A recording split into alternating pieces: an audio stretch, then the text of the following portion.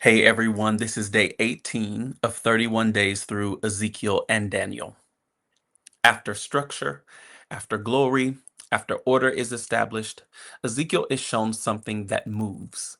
Then he brought me back to the door of the temple, and there was water flowing from under the threshold of the temple toward the east. Ezekiel 47:1. The direction matters. The same direction from which the glory returned is now the direction in which the river flows. What God restores does not remain contained, it moves outward. At first, the flow is small, water trickling beneath the threshold, easy to overlook.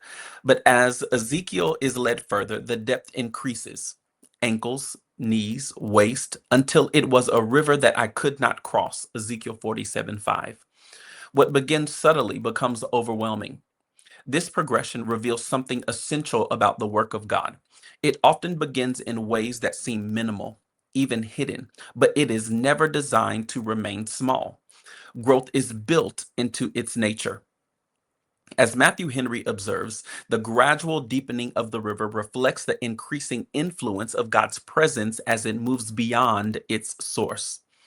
What begins in the temple extends into the world. Then comes the effect of the river. Wherever the river goes, every living thing that moves will live. Ezekiel 47:9. The language is expansive. Not some things, everything. The river does not merely sustain life, it restores it.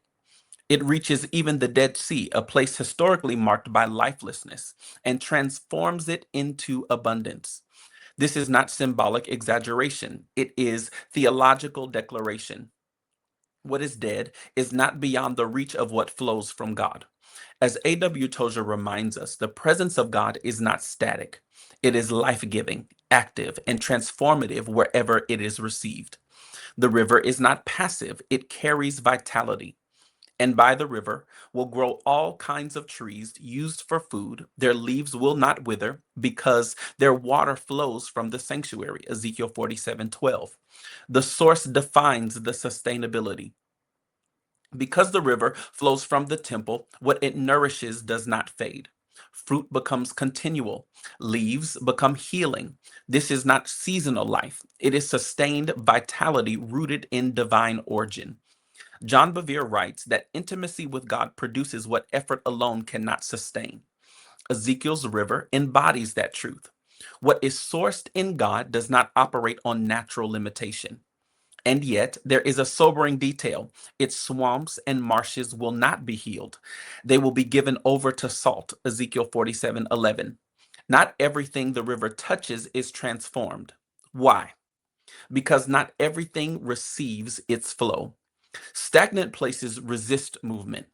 Where there is no openness, there is no renewal.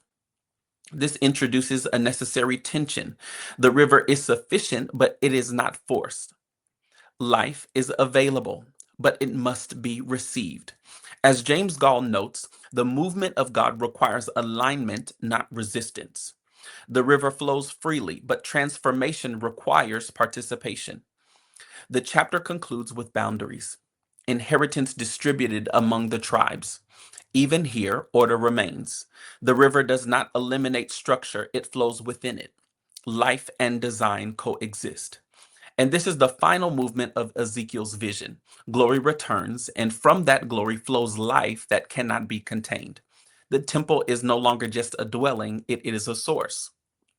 So the question becomes personal. Where has the river been allowed to flow? And where has it been resisted? Where has life begun? And where has stagnation remained? Because wherever the river goes, things live.